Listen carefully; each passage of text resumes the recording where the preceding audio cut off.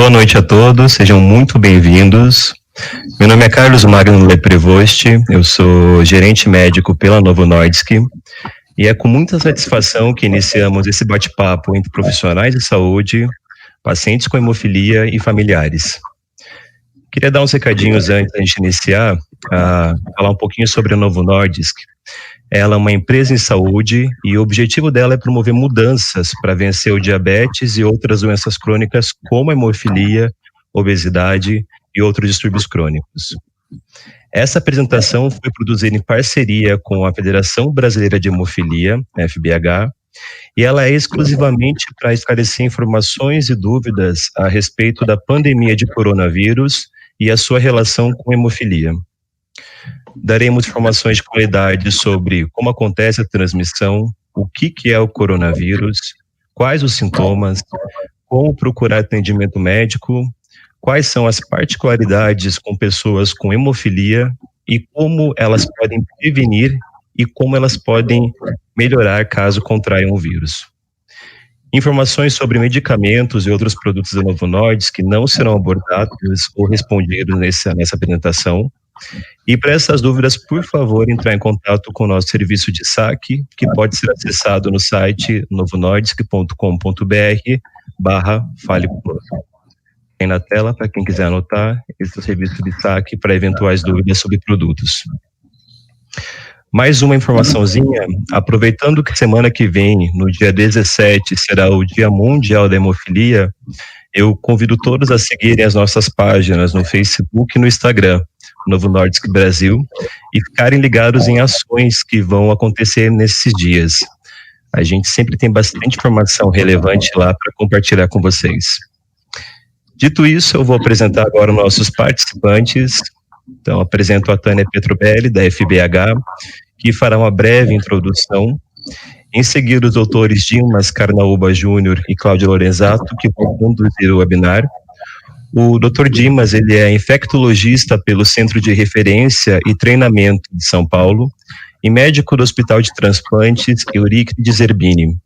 E a doutora Cláudia é hematologista, é responsável pela coordenação da área de hemofilia no estado do Paraná e é integrante do Comitê de Assessoramento Técnico em Coagulopatias da Federação Brasileira de Hemofilia. Por favor, Tânia. Boa noite a todos. Eu queria primeiramente agradecer imensamente a Novo Nordisk por proporcionar esse webinar para que as pessoas possam tirar suas dúvidas, já que hemofilia é uma doença crônica e que as pessoas têm muitas dúvidas em relação ao coronavírus. Gostaria de convidar a todos para que participem, que é um momento muito especial para tirar dúvidas com a doutora Cláudia e doutor Dimas, que tem um conhecimento muito grande. É muito, muito importante para nós, porque a gente tem recebido muitas questões, muitas dúvidas, e essa é uma oportunidade ímpar. Agradeço novamente a Novo Nordisk por possibilitar que a gente cumpra com a nossa missão de educar e de levar tratamento para todas as pessoas com hemofilia, independente da classe social e independente de onde elas residam. Gostaria agora de chamar o Dr. Dimas Carnaúba Júnior para que ele siga falando. Muito obrigado. Inicialmente, eu gostaria muito de agradecer a oportunidade, já que nós estamos vivenciando uma situação que foge o que normalmente nós estamos vendo em relação a essas incidências de vírus respiratórios. Bom, eu vou falar a respeito da epidemiologia inicialmente do coronavírus. O próximo, por favor. O coronavírus, aqui é o meu conflito de interesse. Bom, o coronavírus já é conhecido desde a década de 60, quando ele é responsável pela grande maioria de doenças respiratórias, principalmente em crianças. Só que com o passar dos anos, eles começaram a adquirir resistências, mutações, e aí passaram a apresentar grande número de pessoas infectadas e com poder de existe uma alta taxa de mortalidade e um poder de expansão desse vírus pelo mundo. Nós sabemos que ele é um vírus que também acomete o reino animal, e do animal ele passa para o homem, e o homem para o homem, né? E aí nós temos aí um dos animais mais implicados, que é o morcego. Próximo, por favor. Bom, aqui nesse próximo diapositivo eu mostro que, pode passar o próximo, em 2002 surgiram a maior número de casos também na China, mas ficou restrito a alguns países. No próximo, em 2012, você vê aí mais ou menos 10 anos de evolução, ele surgiu na região do Mediterrâneo, mas também ficou restrito ao Mediterrâneo, só que agora, em 2019, na região de Wuhan, na China, começou, então, esse grande número de pessoas infectadas, que a Organização Mundial de Saúde denomina como uma pandemia, ou seja, uma disseminação dos casos em vários países.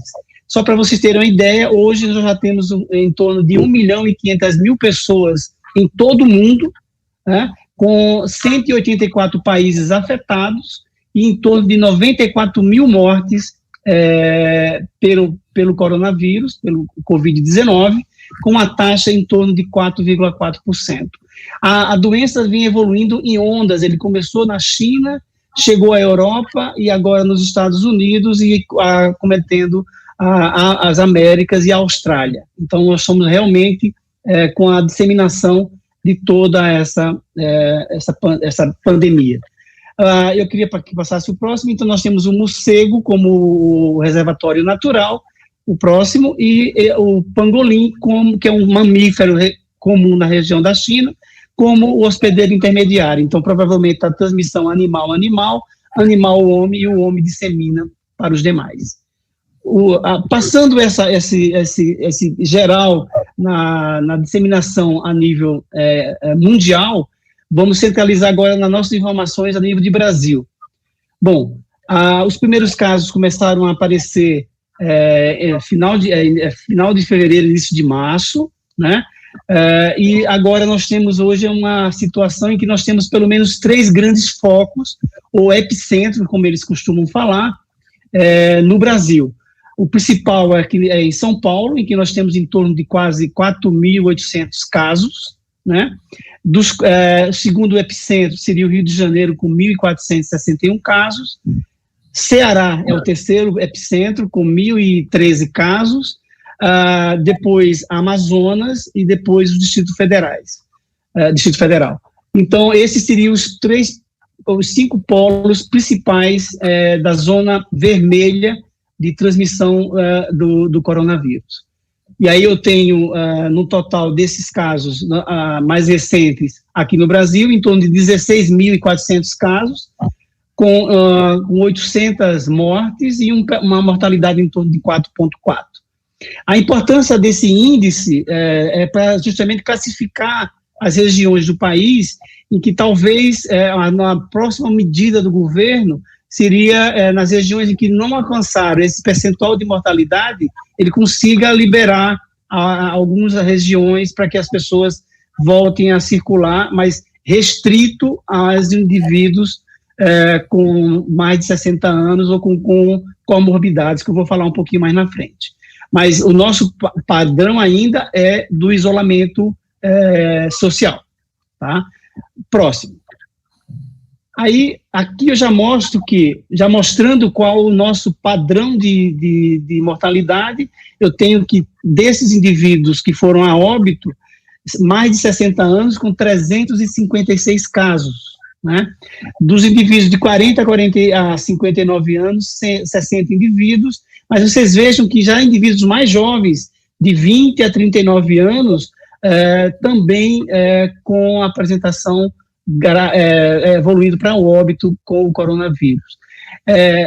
Eu estava falando que, na verdade, nós temos uma população não tão velha, nós temos uma população em que predomina ainda os indivíduos da faixa etária dos 20 aos 50 anos, é uma população que é meio que semelhante à população da China, ao contrário do que ocorre com a população europeia, em que mais de 65% dos indivíduos têm mais de 60 anos. Então, é por isso essa grande índice de mortalidade nessa região do globo. O próximo. E aí, aqui, já entro eu já falei que a faixa etária é um fator importante de risco para essa doença, e eu já entro também nas comorbidades, como foi falado anteriormente. As doenças do coração, as cardiopatias, né, é a principal patologia associada, a doença associada a essa taxa de mortalidade, com 216 casos, né, isso que está em vermelho são indivíduos que estão com mais de 60 anos, e o que está em verde são indivíduos com menos de 60 anos. Na sequência, eu teria os diabéticos, com 144 óbitos, as pneumopatias, a doença neurológica, a obesidade, e aí eu falando na questão da doença hematológica, mostrando que, na verdade, esses indivíduos, eles tinham linfoma e leucemia, que foram as causas de óbitos nesses indivíduos com o coronavírus, né? Porque quando a gente fala em doença hematológica, a gente generaliza, mas eu queria realmente falar das causas desses 2 óbitos. Os próximos, por favor. Bom, aqui o período de incubação. Quando você entra em contato com o vírus, você tem um período em que vai do contágio com o vírus até aparecimento dos primeiros sintomas. Esse é o intervalo, em média, de 5 dias. Variável, podendo chegar até um pouquinho mais, de 10 a 12 dias. Então, o período de incubação é isso. Se contaminou até aparecer os primeiros sintomas, leva em média de 7 dias, podendo ser de 5 a 12 dias. E o período de transmissão, em que esse indivíduo, mesmo assintomático ou sintomático, ele consegue ainda transmitir ou eliminar o vírus nas suas secreções respiratórias, que seria a principal via de contaminação. Tá? Essa média de transmissão está em torno de 7 dias. Por isso, quando a gente fala, eu preciso estar isolado por 14 dias, está explicado o porquê. Porque eu tenho um período de incubação com um período de transmissão que está em média de 14 dias. Então, por isso, a obrigatoriedade, a orientação do Ministério da Saúde de que esse indivíduo precise estar realmente isolado, afastado das outras pessoas, pelo risco de contaminação. O próximo, por favor. Bom, como ocorre essa transmissão? Existe a transmissão direta e a transmissão indireta. Na transmissão direta, é por via respiratória, isso está sendo muito falado, é através da tosse ou do espirro, e é de pessoa a pessoa. E essa transmissão pode ser tanto a nível hospitalar, como a nível domiciliar, no seio da família. Tá? O importante também lembrar que nem todos os indivíduos que adquirem o coronavírus vão ter clínica, e esse é o indivíduo justamente que ele tem uma infecção subclínica, ou seja, às vezes até assintomática, mas ele está com o poder de transmissão. Aí por isso a gente já fala que foi feito uma ideia de que as crianças têm que estar longe dos seus avós. Por quê? Justamente a maioria das crianças apresentam um cortejo clínico muito simples, né, de um quadro gripal, às vezes nem isso, mas ele é um potencial transmissor para as pessoas naquela faixa etária dos mais de 60 anos ou com aquelas doenças, aquelas comorbidades. Uma outra possibilidade de transmissão é a transmissão chamada indireta, em que a pessoa tosse, espirra em cima de teclado de computador, no trem, no ônibus, e esse vírus ele consegue permanecer por um tempo em algumas superfícies, né? E aí a pessoa toca nessas superfícies e leva a mão, geralmente aos olhos, à boca, contaminando essas mucosas, e aí fazem a contaminação, ou coçando o nariz, fazem a contaminação pelo coronavírus. E no próximo diapositivo eu já mostro para vocês o tempo médio que esses vírus sobrevivem nessas superfícies. Vocês terem uma ideia, por 5 dias em superfícies plásticas, por 4 dias em vidro, 8 horas na luva cirúrgica, 4 a 5 dias no papel ou papelão, 4 dias em superfície de madeira, alumínio de 2 a 8 horas e o aço em torno de 48 horas. ou a roupa, o tecido das roupas, ele pode sobreviver até 9 horas. Tá? Então, a gente vai também falar a respeito de como você deve proceder um pouquinho mais na frente, quando você volta para sua casa, os cuidados que você deve ter com todo esse arsenal de informações novas que nós estamos tendo recentemente. No próximo, por favor. E aí, agora eu já falo os principais sintomas da Covid-19. Porque, assim, vocês vão ver que ele tem um grande cortejo clínico de manifestações. Mas algumas vão me chamar muita atenção para fazer com que, apresentou esses sintomas na vigência dessa situação atual, você procure de imediato um atendimento médico. Né? E aí vocês vão ver que nós temos um grande cortejo, mas tosse seca, próximo, está presente em torno de 70% dos casos, seguido de febre, né? Mas a febre não são todos os indivíduos que, em cada 10 indivíduos, pelo menos 5 terão febre. Quer dizer, ela pode vir só com tosse, ou a questão de fadiga muscular, aquele desconforto, e evoluir com falta de ar, sem necessariamente ter febre.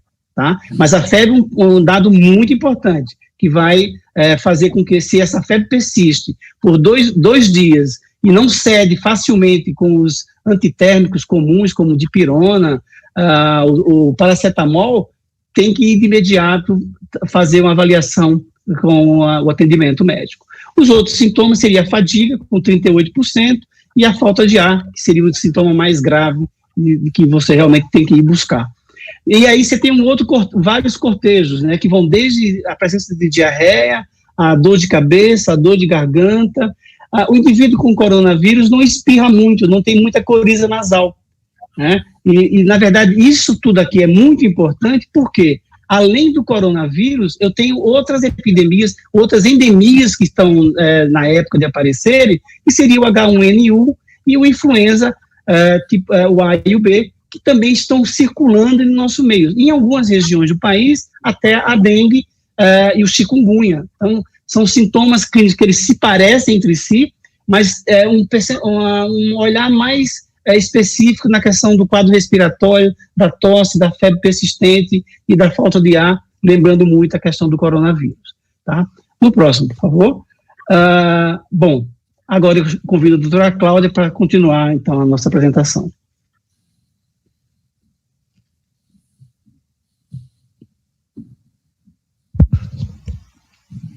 Doutora Cláudia, tá sem o som nosso. Tem que ligar o sonzinho. Deu agora? Agora Isso. sim, estamos ouvindo você. Perfeito. Eu estava agradecendo ao Dr. Dimas por ter me passado o passo, né? E agradecendo a Novo Nordisk e a Federação Brasileira de Hemofilia pela oportunidade de estar aqui conversando sobre essa pandemia que está preocupando a todos e os nossos pacientes, as pessoas portadoras de hemofilia. Pode passar. Esses são meus conflitos de interesse. Eu queria aproveitar o gancho do Dr. Dimas, que ele estava falando da sintomatologia das pessoas que contraem o coronavírus. O que acontece? O vírus, ele tem a parte genética do vírus do Covid-19, ele é envolto por uma camada, por uma capinha, uma membrana lipídica. Quando essa camada, essa cápsula e o RNA do vírus, eles entram na nossa circulação, eles fazem com que sejam liberadas diversas substâncias inflamatórias para tentar combater esse corpo estranho. Daí que vem a tosse, a falta de ar, que vem a febre. Essa tempestade inflamatória, se for um quadro muito grave, se tiver uma grande quantidade, ela pode levar à obstrução dos pequenos vasos do nosso corpo, do pulmão, das extremidades, levando aos quadros mais graves, e isso se chama de microangiopatia trombótica. São pequenos trombos, são pequenos coágulos que entopem, que obstruem os vasos. Quando isso acontece, existe um pior risco para essas pessoas evoluírem para o óbito, para a morte. Uma das formas de tratar é anticoagular esses indivíduos. é evitar com que exista a formação desses trombos. E a forma mais letal da infecção pelo coronavírus é a coagulação intravascular disseminada, onde o nosso sistema hemostático não consegue mais dar conta de formar trombo, de dissolver trombo, e aí existe uma diminuição de plaquetas e um consumo do fibrinogênio. Então, pode passar. A pessoa com hemofilia, ela tem maior risco de infecção pelo coronavírus? Pode passar. Na verdade, não. A imunidade da pessoa com hemofilia é normal como de qualquer outro da população geral. Pode passar. A pessoa que também tem hemofilia e tem inibidor, ela também não tem uma chance maior de desenvolver, de pegar o coronavírus ou de desenvolver a doença. Pode passar. Mas a gente tem que observar, tem que ter cuidado em relação às pessoas que têm comorbidades, como o Dr. Dimas falou. No estudo HERO, que a gente fez o levantamento, entrevistou em torno de 100 pessoas com hemofilia, a gente observou que desses 100, 11% deles tinham HIV. O HIV, por si só, ele não é um fator de risco para pior resposta à infecção do coronavírus, mas se ele não estiver tomando a medicação, se a imunidade dele estiver prejudicada, isso pode fazer com que ele desenvolva um quadro mais grave, que a imunidade dele não vai ser tão satisfatória. Nessa população que a gente estudou, 27% dos pacientes tinham alterações cardiovasculares, tinham pressão alta, tinham angina, que é dor no peito, tinham doença vascular, ou seja, os vasos já não tinham uma boa função, uma boa permeabilidade, alguns tinham tido AVC, derrame cerebral. 12% desses indivíduos também tinham alterações metabólicas, obesidade, diabetes. Lembra que o Dr. Dimas mostrou aquele gráfico mostrando que essas comorbidades fazem com que a evolução da infecção seja pior.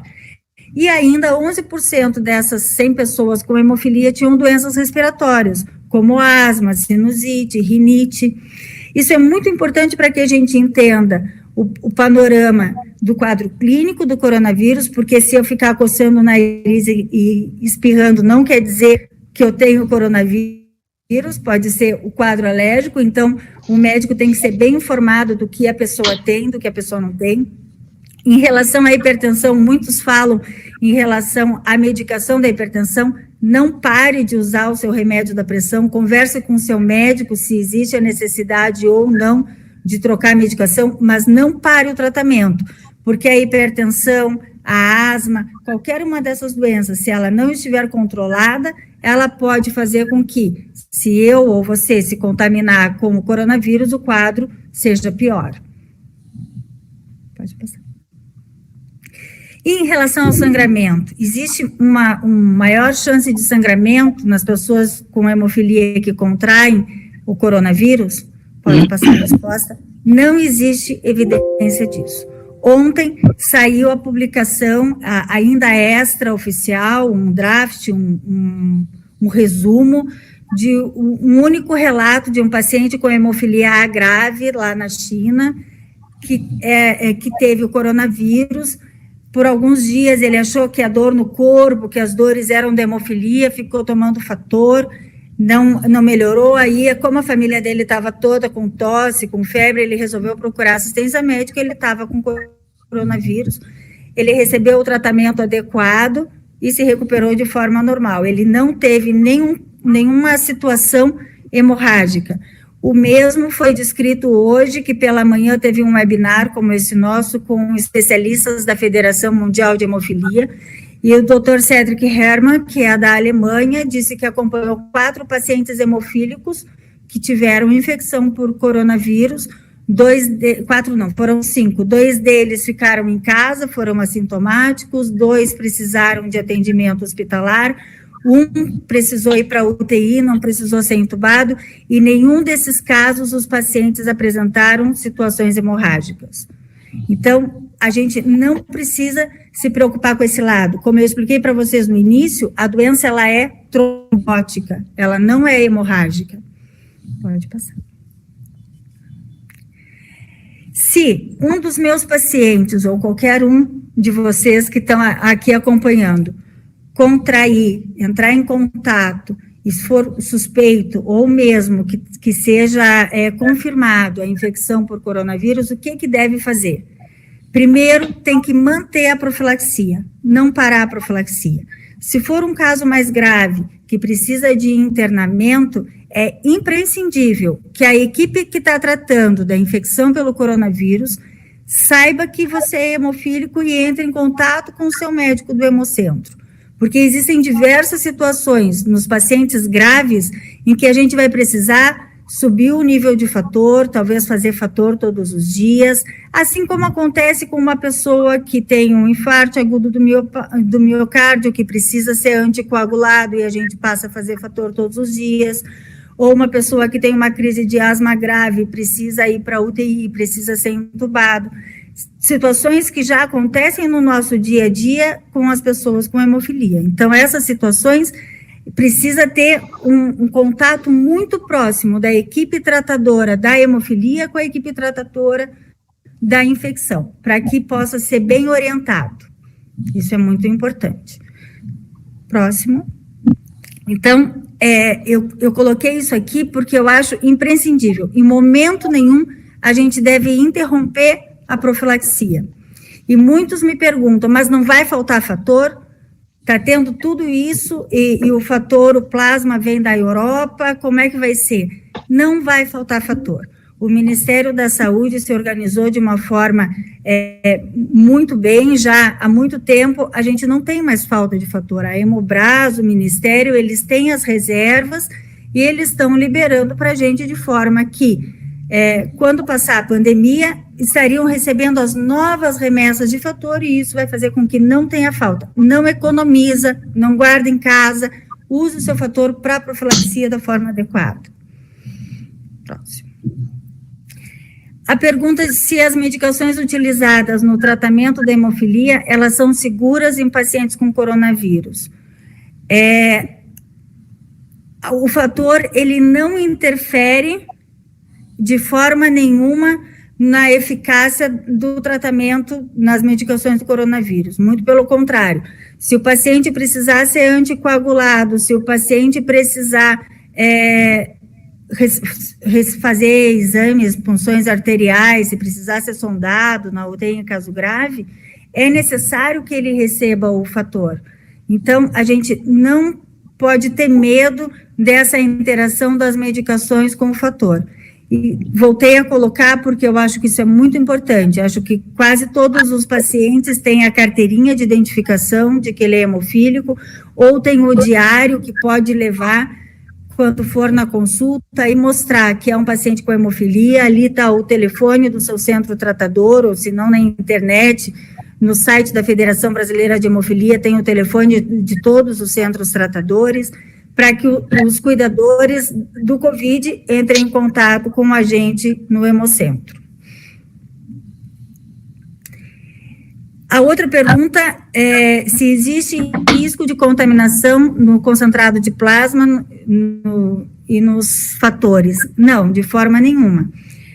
Pode colocar a resposta. Como eu expliquei para vocês, a parte genética, o RNA do vírus, ele é encapsulado, ele é protegido por uma membrana lipídica. Todos os fatores plasmáticos, eles sofrem, eles passam por pelo menos 3 tipos de inativação viral. Isso desde aquele tempo em que os nossos pacientes se contaminaram com hepatite C, com HIV, foi determinado que passasse por diversos tipos de inativação para que não corresse esse risco.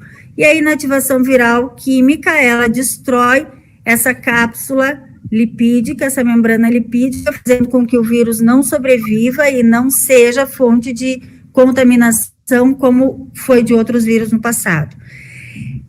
Aproveitando para falar que no plasma também mesmo que a pessoa que está doando, ela esteja contaminada e não sabe ainda, está naquele período assintomático que o Dr. Dimas explicou, a quantidade que passa no sangue, que passa no plasma é ínfima e é incapaz de causar doença na pessoa que vai receber esse plasma ou crioprecipitado.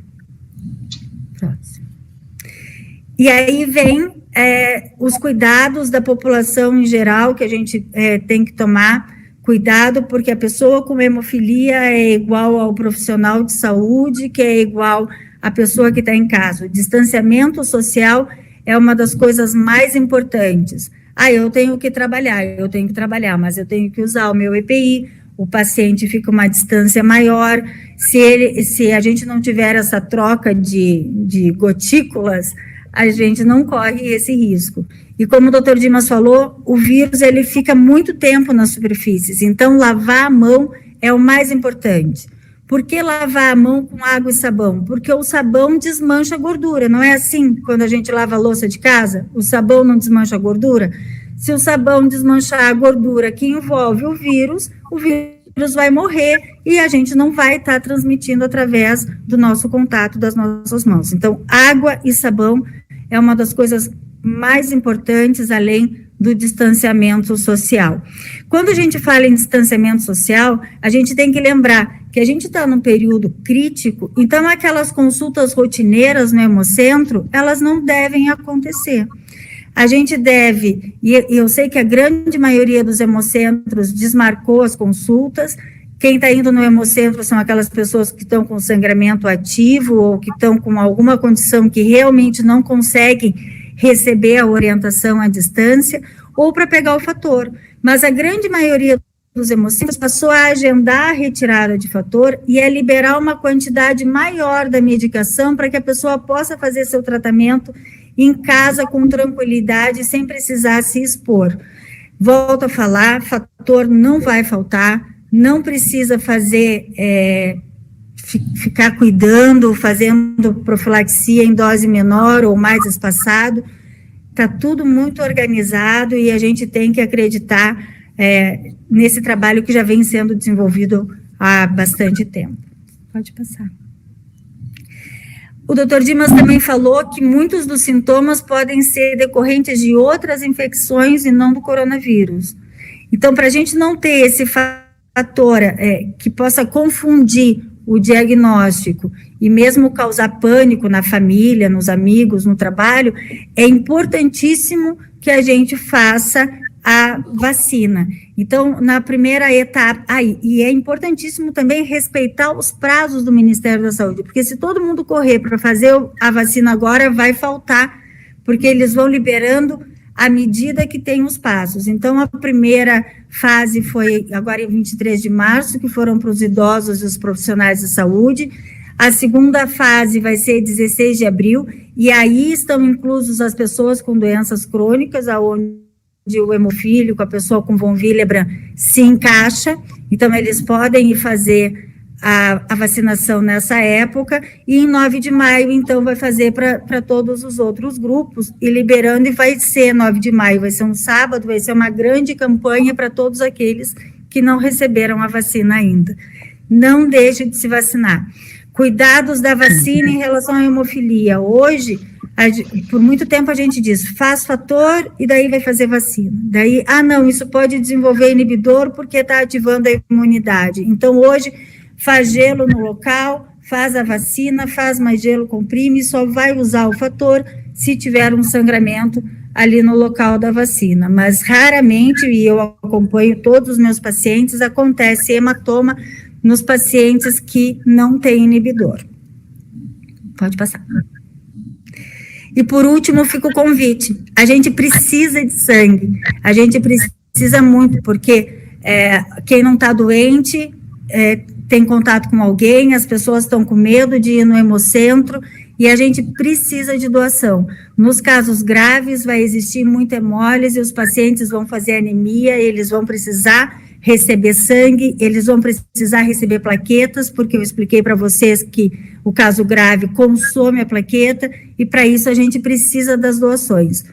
Os hemocentros em todo o Brasil estão trabalhando com agendamento de doação, quer dizer que não tem acúmulo de pessoas no hemocentro, favorecendo com que a pessoa que vai doar tenha segurança de que não vai se contaminar. E pode ter certeza que aquele que vai receber também não vai se contaminar. Fica aqui meu apelo. Eu sei que o paciente com hemofilia com von Willebrand não pode doar, mas a sua família pode. Então, vamos convidar os amigos, a família, para se unir nesse momento que todos precisam. Obrigada. Doutor Dimas, continue com o senhor, então. Ok, muito bom.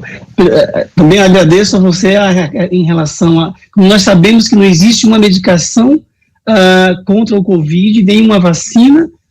Eu preciso realmente agora estimular as pessoas a tomarem a vacina contra o influenza, e aí minimizando todo esse cortejo, até naqueles casos em que você não tem um diagnóstico ainda, porque o teste para diagnóstico do Covid, ele é baseado na pesquisa de um fragmento do vírus nas secreções nasais, chamado PCR em secreção nasal. E existe um teste sanguíneo que está chegando ainda no Brasil, ainda com algumas, não está ainda com grandes conformidades, para detectar no sangue. E como esse teste está muito restrito agora às doenças, aos pacientes graves e aos profissionais de saúde, eu não disponho desses testes para a população. Mas eu disponho de uma grande arma contra o coronavírus, que são as medidas de proteção e de higiene. O próximo. Então, eu tentei mostrar aqui os principais tópicos da prevenção do Covid. A doutora Cláudia já falou o principal, que seria a questão da higienização das mãos, de lavar as mãos sempre que você disponibilizar de água e sabão naqueles indivíduos que estão em ambientes que existe a possibilidade de contaminação, sempre lavar a mão. E evitar justamente lavar por mais tempo, lavar inclusive a questão das unhas, dentre os dedos, então fazer essa prática que, na verdade, deveria ser aplicada desde sempre, né?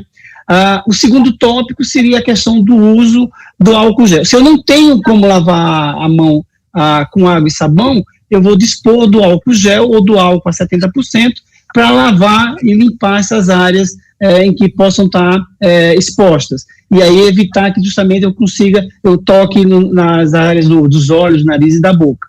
Ao tossir, levar sempre, ou espirrar, levar sempre o rosto, a parte interna do cotovelo, né? Ou usar um lenço descartável em que você possa desprezá-lo na sequência. Evitar aglomerações, evitar multidões, né? Usar máscara quando apresentar sintomas, mas eu vou abordar isso porque com essa informação as pessoas passaram a comprar máscara indiscriminadamente e está faltando máscara para os profissionais de saúde que estão diretamente envolvidos nos atendimentos.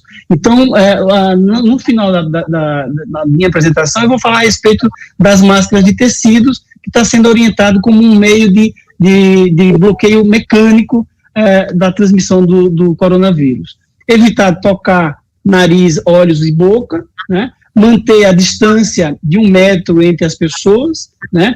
Evitar limpar sempre os objetos que a gente toca com mais frequência, celular, chave do carro, chave de casa, então sempre ter esse cuidado da higienização.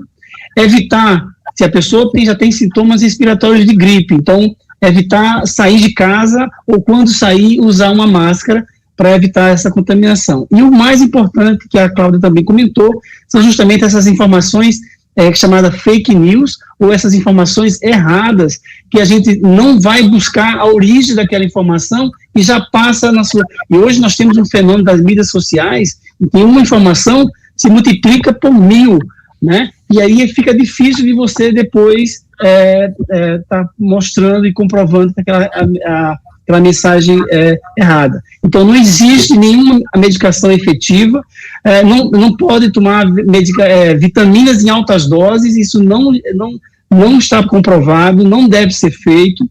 Sempre que tiver dúvida, procure um profissional de saúde sobre essa informação. Tá? Falou a respeito do uso de algumas medicações como inibidores da ECA para os pacientes hipertensos. Então, eu tive paciente que parou de tomar a medicação achando que isso iria favorecer ele a ter mais complicação com o coronavírus. É fake news, é errado. A mesma coisa foi com o ibuprofeno. Não existe nenhum estudo mostrando esses efeitos deletérios dos anti-inflamatórios. Então, agora, precisamos de informações corretas. Então, acho que esse tópico 10 é muito importante na nossa vida atual. O próximo. E aí, eu passo, então, na questão do guia de isolamento domiciliar. Nossos pacientes ficam muito ansiosos em relação a essa questão de como se comportar. Eu entrei em contato com alguém sabidamente coronavírus positivo. Eu fui diagnosticado como coronavírus positivo. Como eu devo me comportar em casa? Né? Eu não tenho sintomas, não precisei ser internado. Então, nessa situação específica, eu tenho pessoas de mais idade na minha casa, que tem risco de pegar uma doença mais grave. Então, eu tenho que ficar isolado no meu quarto, né? Manter sempre essas janelas abertas para circular ar e luz solar, tá? Manter sempre essa porta fechada, limpar sempre o trinco da porta. A própria pessoa vai trocar esses lençóis de casa, da cama, pôr no saco e mandar para lavar. E sempre ter um lixo para ter os resíduos da máscara, do lenço, da luva, botar naquele resíduo que vai ser dispensado. Eu não tenho um quarto, só tenho um quarto na minha casa, né?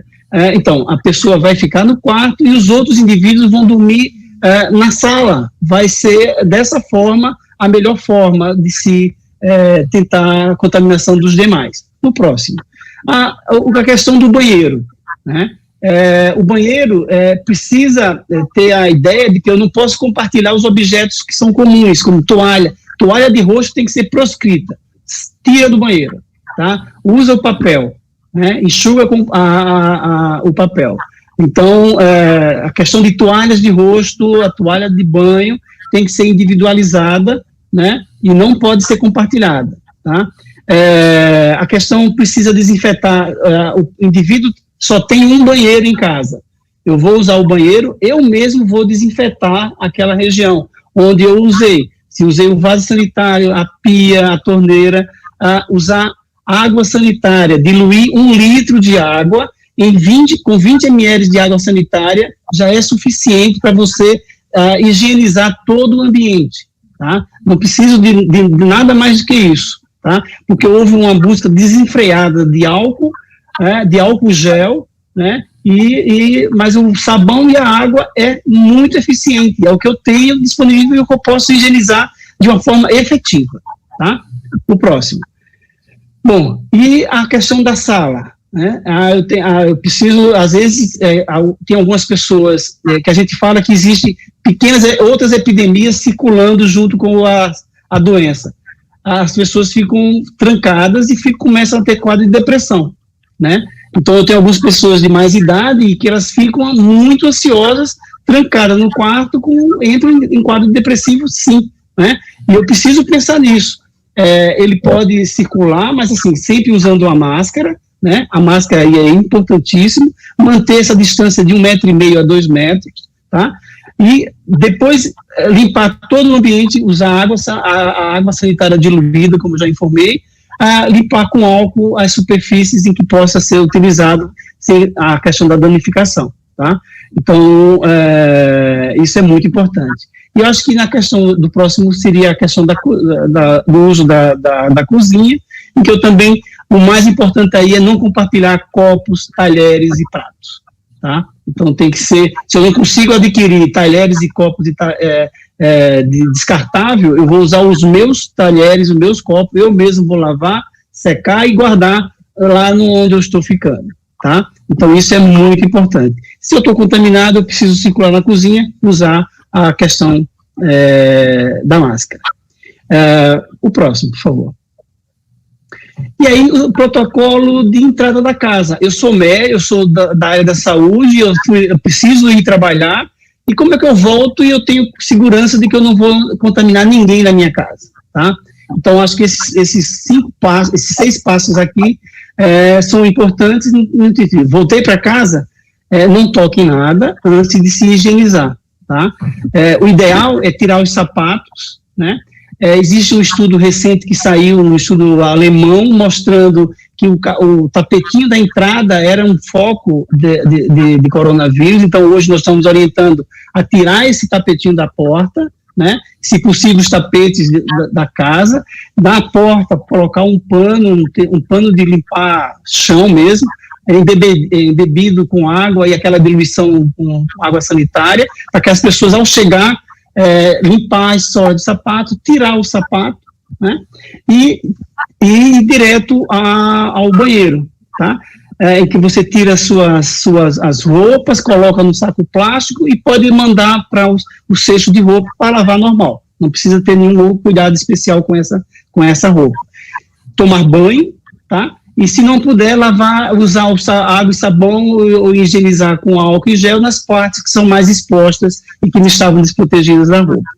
Uma outra pergunta muito comum é as embalagens do supermercado, as embalagens que eu comprei e que eu levei para minha casa.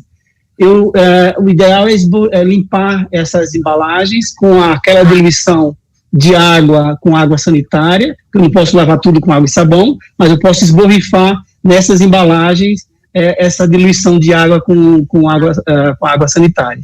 E sempre utilizar luvas. Eu não tenho luvas. Põe um saquinho plástico na mão, higieniza, aí você tira o saquinho, põe no lixo e tá tudo ok, tá? E como já tinha falado, a questão do celular, que está sempre do nosso lado, o óculos tem que estar sempre higienizado. O óculos eu consigo lavar com água e sabão, o celular não. Eu preciso, senão eu vou danificar o celular. Então eu preciso limpar com algumas substâncias que são próprias, com ácido etílico, são próprias para a limpeza de material eletrônico. O próximo, por favor. Bom, e agora o último tópico seria a questão da máscara de tecido.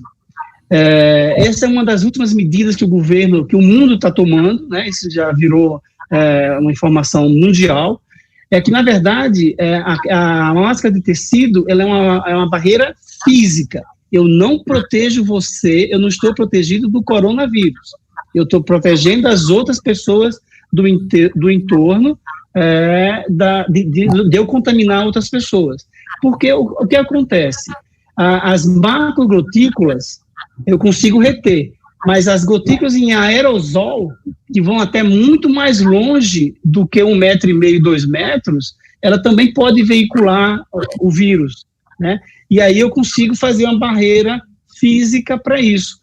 E aí, um outro ponto importante é que sumiram as máscaras, aquelas máscaras cirúrgicas, que precisa ser utilizado pelo paciente e pelos profissionais de saúde que estão de frente, né? Porque se eu começo a adoecer o meu grupo de médicos e de enfermeiros, de auxiliares, quem vai atender esses pacientes, né? Então eu preciso realmente protegê-los para evitar justamente essa contaminação no ambiente de trabalho. Essa máscara é individual, ela não pode ser compartilhada com ninguém, ela tem um tempo médio de uso de 2 horas, então se eu vou sair para ir fazer uma compra, eu preciso usar uma máscara, eu preciso levar uma outra subselente na bolsa, porque com 2 horas de uso, se eu torno ela úmida, umidificar, já está contaminada, eu tenho que guardar no saquinho e levar para casa para lavar. Eu posso lavar ela depois, eu mesmo lavar essas máscaras com água e sabão, tá? Então, o tecido pode ser qualquer tecido, tricoline, algodão, TNT, né? O mais importante é que essa máscara tem que cobrir o nariz e a boca, né? Ela tem que ser bem adaptada nesse ajuste lateral, que aí senão não vai funcionar como barreira física, tá? E eu posso lavá-la então com água e sabão, deixar com água sanitária também, num molho em torno de 20 minutos. Isso já é suficiente para reutilizar essa máscara. As outras máscaras, que são as máscaras tipo cirúrgica, elas não são reutilizáveis, né? Ela tem duração de 4 horas. Depois disso, ela perde aquela função, tá? As máscaras de tecido eu posso reutilizar, depois de 2 horas tenho que trocar, e aí eu posso lavar assim, as outras não, tá? Próximo. E eu acho, aqui existe o modelo que o próprio Ministério da Saúde explica como fazer essa máscara, né? Eu posso melhorar essa máscara colocando até um TNT, ela tem que ter dupla face, não pode ser só uma face de tecido, eu tenho que ter 2 faces de tecido para ter, porque a grade é muito grande, né, do tecido, que aí, com duas dobras de tecido eu consigo ter uma proteção maior. Próximo. E eu acho que, para finalizar, esses são meus 5 dicas importantes do Covid, que seria lavar a mão com água e sabão, evitar contatos de aglomerações, não compartilhar utensílios pessoais, como copos e talheres, cobrir sempre o nariz e a boca, ao tossir e espirrar, né? E faz parte da etiqueta, e descartar esse lenço, ou então proteger com o antebraço, e evitar justamente contato direto com pessoas que estejam com infecção respiratória, tá? Acho que essas são as dicas mais importantes. Se eu deixar essa informação na mente, que vocês absorvam essas informações, acho que valeu muito a pena essa nossa fala. E acho que, por último, a última apresentação, é que eu acho que a questão do isolamento social, muito importante. Temos que ficar em casa. Acho que essa é a mensagem, também uma das mensagens mais importantes, em que eu tenho toda a imagem do mundo, e eu acho que essa imagem central em que eu tenho, independente da sua orientação religiosa, de crença, mas essa imagem do Papa falando para uma praça de São Pedro totalmente vazia, isso vai ser a nossa imagem que vai ficar na nossa mente, lembrando que nós vamos passar dessa epidemia, não tenha dúvida, nós vamos passar, nós vamos vencer, mas algumas imagens vão ficar na nossa mente, eu acho que essa é uma delas. Perfeito.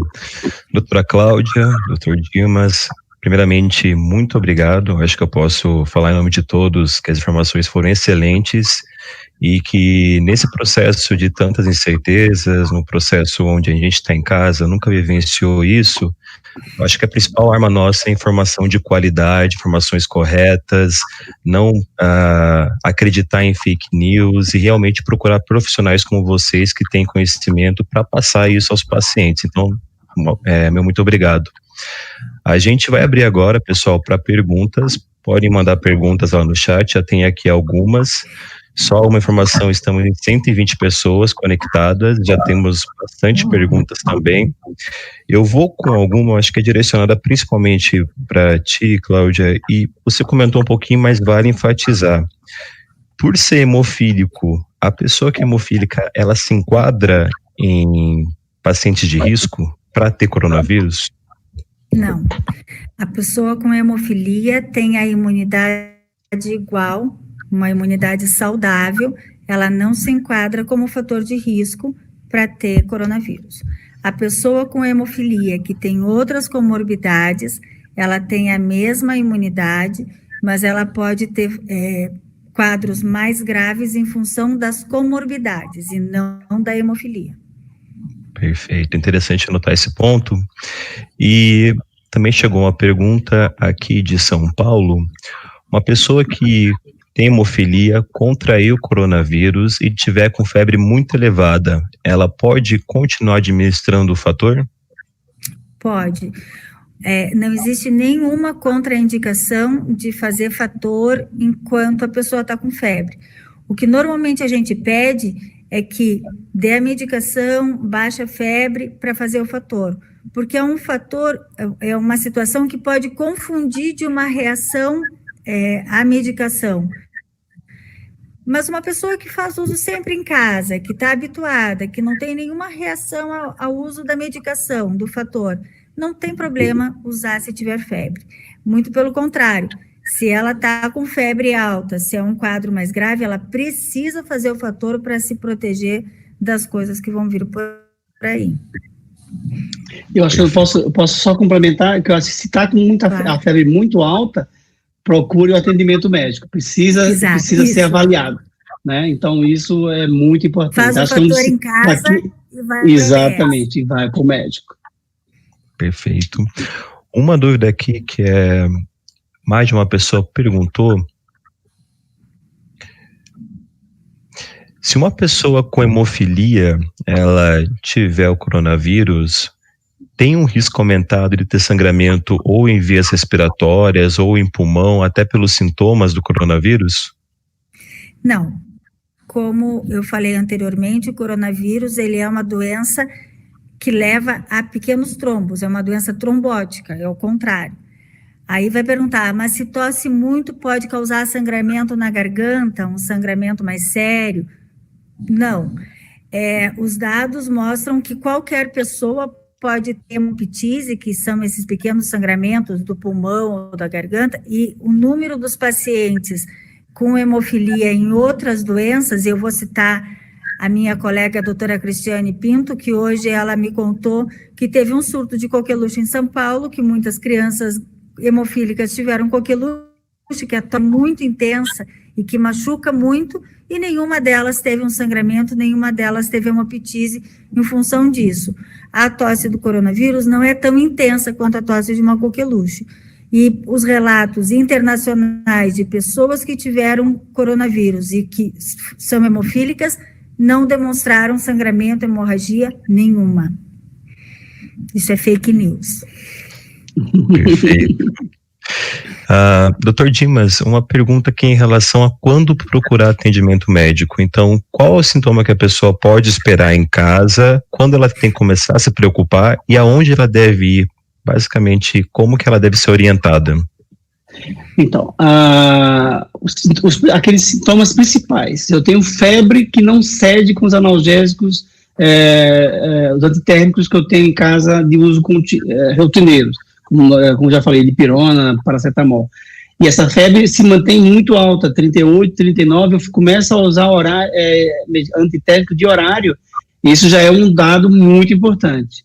Se eu começo a tossir, a tosse geralmente é a tosse seca, com febre alta, e eu começo a ter falta de... Quando a gente fala em falta de ar, às vezes, na verdade, é quando eu consigo fazer, eu saio da onde eu estou, na sala, aí eu vou fazer qualquer atividade que normalmente eu não me canso, então isso já é um sinal de alerta. Aí eu fui varrer uma casa, eu fui lavar uma roupa, e eu cansei, né? Isso já é para deixar você, não vai esperar ficar com como se fosse um asma, não é isso. Esse cansaço, essa falta de ar, ela é aos pequenos esforços, né, em que você precisa estar alerta. Então, acho que essa tríade, febre, tosse e cansaço e falta de ar, de imediato o atendimento médico.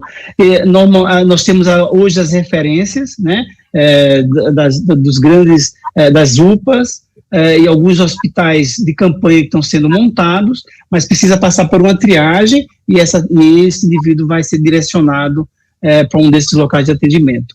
Então, não adianta ir no hemocentro, como a Cláudia falou, ele não vai ser atendido adequadamente, ele precisa procurar o atendimento numa UPA, onde tem um recurso para fazer o diagnóstico e fazer a avaliação adequada. Eu só queria colocar que essas orientações, elas mudam muito de cada cidade, de cada estado, né? Aqui no Paraná, a orientação é que se estiver sentindo qualquer sintoma de síndrome gripal, entre em contato com aquele telefone 136. Uhum. Se tiver febre, é para procurar a UBS. Se tiver febre e falta de ar, daí é para ir para a UPA, que são os casos mais graves, e iam direcionar para os hospitais. Eu sei que em alguns outros lugares já é para procurar direto o hospital. Então, procure se inteirar no noticiário de como é o fluxo da sua cidade, né?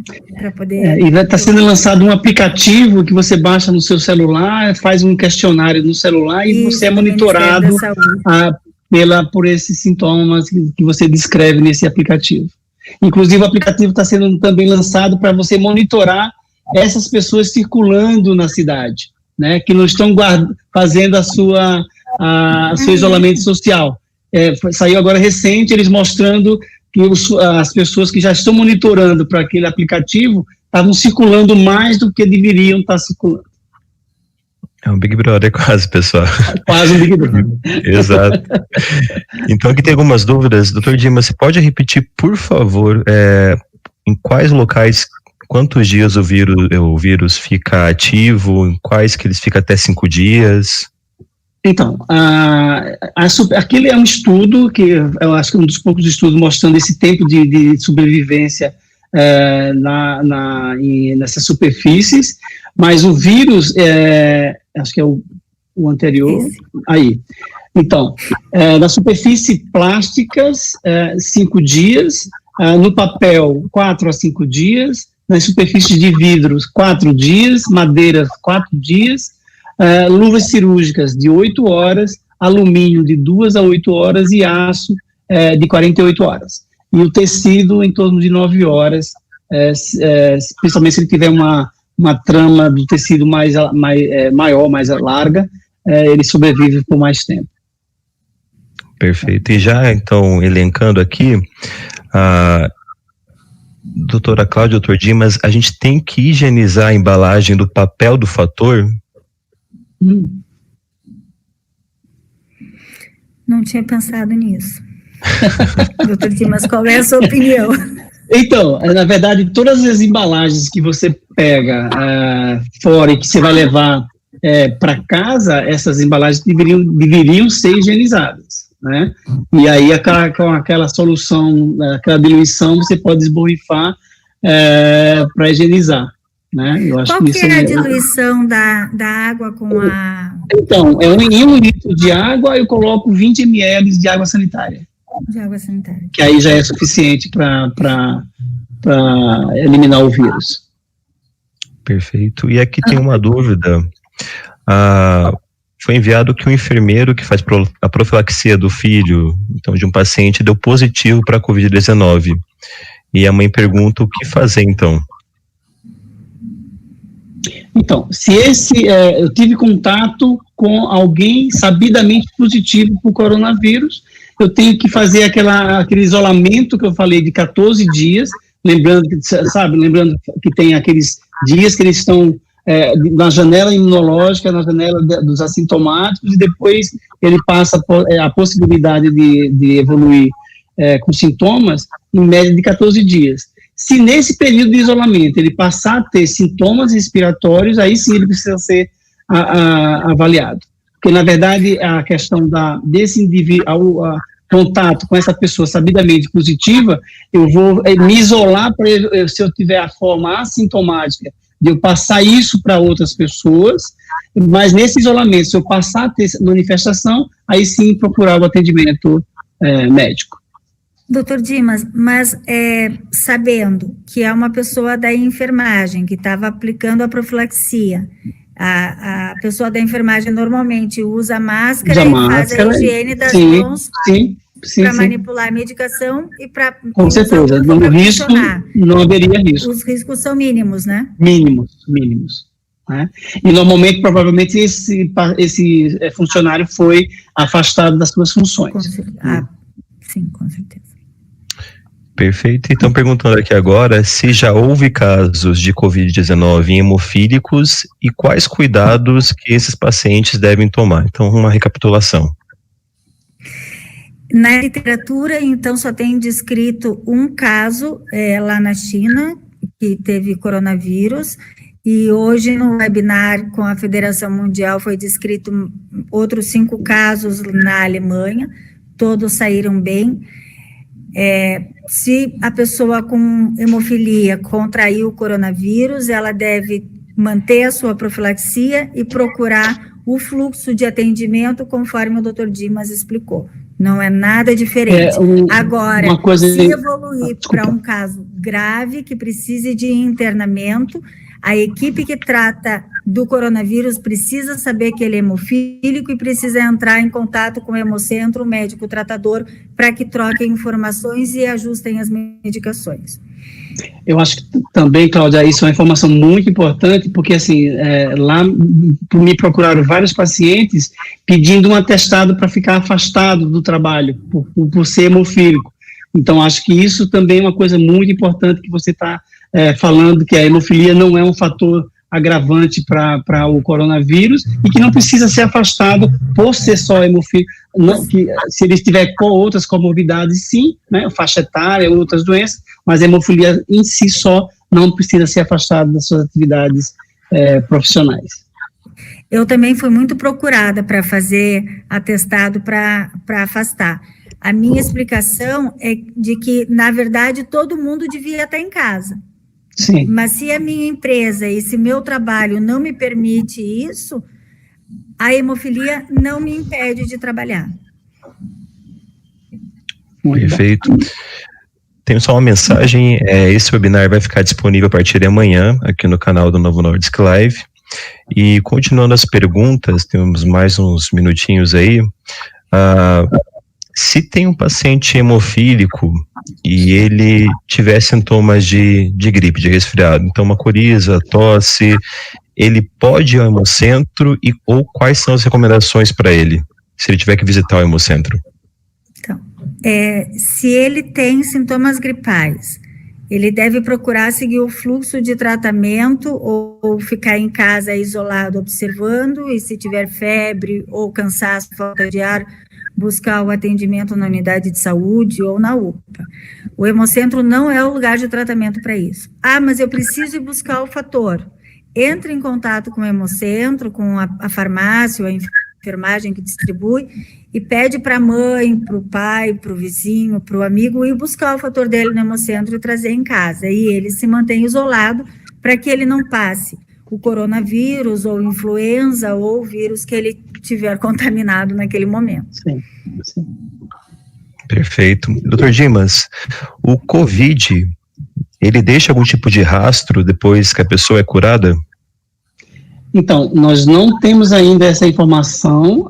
Algumas pessoas evoluem com anosmia, perda do paladar e do olfato, mas parece ser um quadro transitório, né? E a gente não sabe, na verdade, como a Cláudia falou, daquela descarga imunológica que se isso vai ter uma repercussão posterior, né? Nós estamos vendo que alguns pacientes evoluem com alterações, principalmente da parte com arritmia, com infarto, e isso possa ser decorrente desse processo inflamatório generalizado por conta daquela descarga imunológica que esse vírus possa estar causando. Então, ainda é pouco tempo ainda para a gente ter ideia do que possa vir depois. Tá? Existem relatos, inclusive, de sangramento a nível do sistema nervoso central, fazendo pequenas hemorragias, que possa ser já secundária a esse processo. Tá? Mas o que eu posso o que os pacientes referem de um modo geral é essa perda do paladar e do olfato, que parece ser transitória. Perfeito. E tem uma dúvida em relação à comorbidade de hepatites crônicas. São grupo de risco? Tem alguma orientação específica? Então, lá onde eu trabalho junto também, trato dos pacientes com hemofilia e doenças hepáticas, hepatite B, hepatite C. O estágio, de um modo geral, vai depender da sua gravidade, do tempo de evolução dessa doença. Se é uma doença já com estágio 4, que seria aquele indivíduo com cirrose, ou a doença hepática já mais comprometida, ele entra num quadro de doença crônica. Existem alguns relatos, naquele estratificação de doenças, as doenças hepáticas entram também, mas por doença já com um estágio mais avançado na questão da cirrose, porque ele entra como uma parte de imunodepressão. Mas a doença assintomática, não. Ok. E, doutora Cláudia, aqui uma pergunta. Pacientes que ainda não fazem profilaxia, agora frente a essa pandemia, tem que ser mudado alguma coisa? Pode seguir protocolo? Qual que é a conduta, a orientação da senhora? Fico triste se ainda tem pacientes que não fazem profilaxia. A gente tem no Brasil fator suficiente para que nossas crianças, nossos adultos e nossos idosos façam profilaxia. E qualquer tropeço na rua é sempre um sinal de alerta, vamos começar a fazer a profilaxia. Então, acho que o momento, se ele está com vontade e está disposto a fazer, o momento é agora, e tem que entrar em contato com o médico, o tratador dele, para começar o tratamento. Nunca a gente deve deixar a profilaxia para depois, é sempre para ontem.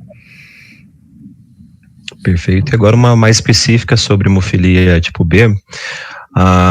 Algum paciente hemofílico recebeu plasma de convalescente e se devemos ajustar a dose profilática de fator 9 em hemofílicos B que vierem a fazer o plasma convalescente?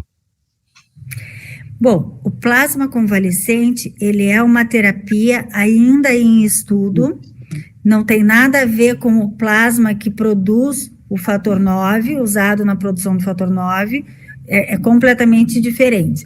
O plasma convalescente é, por exemplo, a pessoa teve o coronavírus, ficou curada, e o sangue dela está cheio de anticorpos que protegeram ela daquela doença. Então, depois de 30 dias que ela está curada, que realmente ela não tem mais doença, ela vai doar através de aférese, que é uma máquina onde tira só o plasma da pessoa, e esse plasma vai ser alicotado e vai ser utilizado em pessoas gravemente doentes na UTI, e aí tem vários protocolos do uso do plasma convalescente. É tudo pesquisa, não tem nada certo a respeito disso. A pessoa com hemofilia B, com hemofilia A, com doença de von Willebrand, se estiver nesse estágio na UTI, ela já vai ter a dosagem do seu fator ajustada para a gravidade da situação que ela está vivendo. Então, o ajuste da medicação, o ajuste do fator tem a ver com a gravidade do tratamento, se precisou ser entubada, se está sondada, se está recebendo, fazendo muita exame de gasometria arterial e outras coisas que a gente tem que cuidar, não com o recebimento do plasma convalescente. Eu posso só aproveitar essa oportunidade para falar, não sei se vai sair alguma pergunta, da cloroquina e da hidroxicloroquina, que está sendo ventilado muito falando sobre isso, né? Ainda também são dados preliminares, existem poucos estudos, alguns estudos realizados na Alemanha e na China. Parece que a cloroquina diminui realmente a quantidade de vírus circulante em 24, 48 horas, mas a gente não sabe o benefício que isso vai causar para esse paciente. Então, está sendo feito protocolos em vários hospitais e centros de pesquisa no Brasil, e precisamos realmente evitar as pessoas irem atrás da cloroquina de forma não ordenada. Qualquer medicamento tem seus efeitos adversos, e essa também tem alguns efeitos adversos graves, né? Então, como arritmia, alteração ocular, pode não levar a cegueira, então precisa ser orientado pelo seu médico. E isso ele vai orientar ou seguir os protocolos de pesquisa que estão sendo elaborados em todo o Brasil. Eu queria fazer um adendo que, na verdade, eu acho que quando a pessoa perguntou, ela está pensando assim, o plasma já tem fator 9, está recebendo o fator 9 do plasma e mais o fator 9 da medicação. Não, porque o plasma convalescente, as doses são muito pequenas, ela não vai alterar a concentração de fator 9, a atividade do fator 9 no organismo para ter que ajustar e diminuir a dose que está recebendo para evitar quadros hemorrágicos. Não é o suficiente. Perfeito. E, Tânia, uma pergunta para ti agora. A gente vai ter, ou seja, a federação vai ter alguma ação no Dia Mundial de Hemofilia? Conta um pouco para a gente. Claro que sim, esta é uma ação para o Dia Mundial da Hemofilia também, porque qual é a nossa função agora que a gente está trancado dentro de casa? A gente tem que se reinventar e passar informação, porque para que tenha um tratamento adequado para as pessoas com hemofilia, com von Willebrand, com outras coagulopatias hereditárias, com outras coagulopatias, temos a hemofilia adquirida, que não é hereditária, nós temos que fazer o quê? Passar informação, educar a nossa população. E para isso nós temos as redes sociais, nós temos um site da Federação Brasileira de Hemofilia super completo, com documentos revisados pelo nosso comitê de assessoramento técnico, que a doutora Cláudia Lorenzato faz parte. Nós temos, então, informações excelentes. Esse webinar é uma das ações. Nós tivemos podcast também, onde tira dúvidas, fala de hemofilia, fala de coronavírus, né, que vem bem no momento certo, esclarecer dúvidas, porque a pessoa com hemofilia já acha que complica, e pelo que se ouviu a doutora Cláudia e o doutor Dimas, são pessoas como qualquer outra, né, desmistificar. E nós, junto com o comitê técnico, com a doutora Cláudia Lorenzato, doutora Cristiane Pinto, Melina Suan e Federação, já que não se pode reunir pessoas, o que se pensou junto?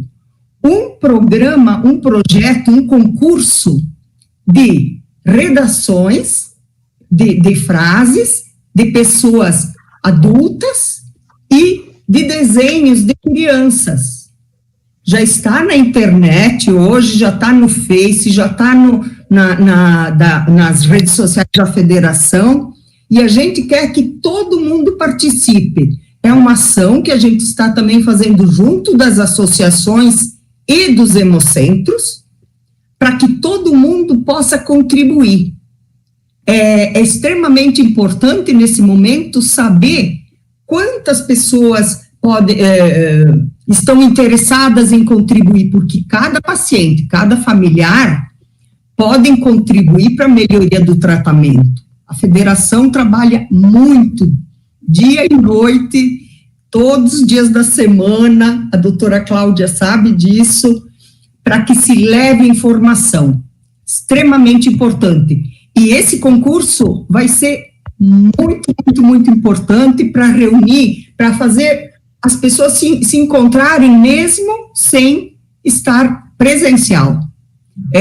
Outras ações, nós temos, eu no comando, eu no controle, um programa muito bonito, onde esse concurso está dentro disso. A gente vai fazer muito trabalho de educação, informação, e compartilhar com as associações, porque associações estaduais, nós temos uma associação estadual, né, uma em cada estado, filiada à federação, são os nossos braços para levar a informação naqueles estados.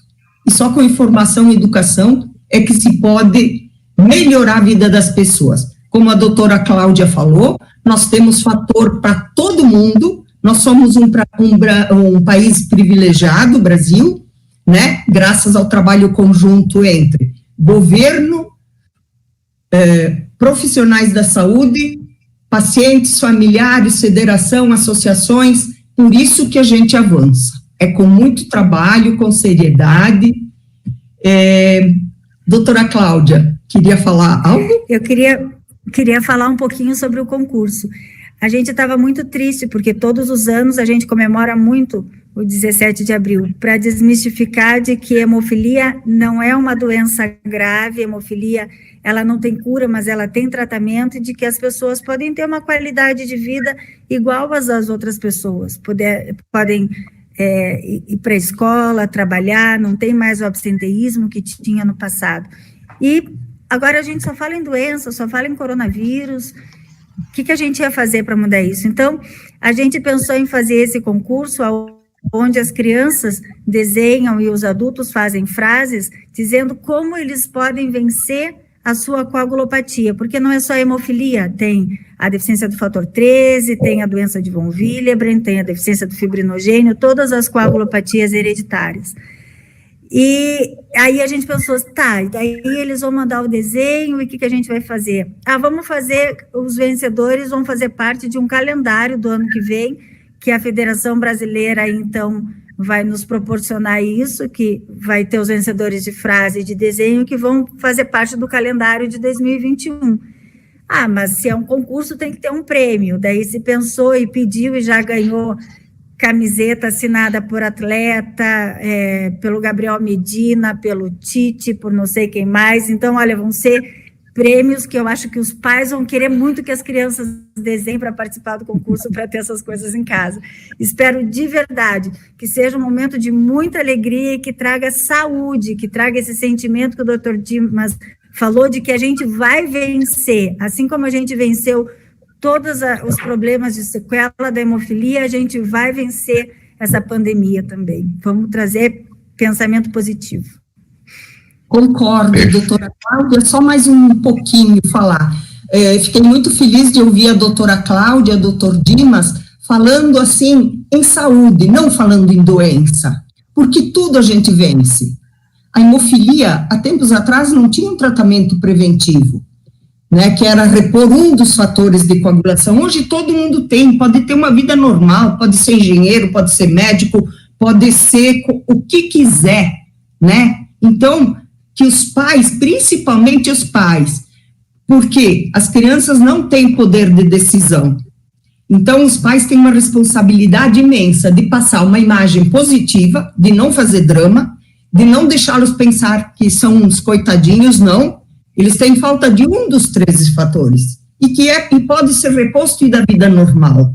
Então, nós queremos mensagens positivas, mostrar para essas crianças que elas podem, que elas vão ter um futuro brilhante. É isso. E os adultos também, sabe? É isso.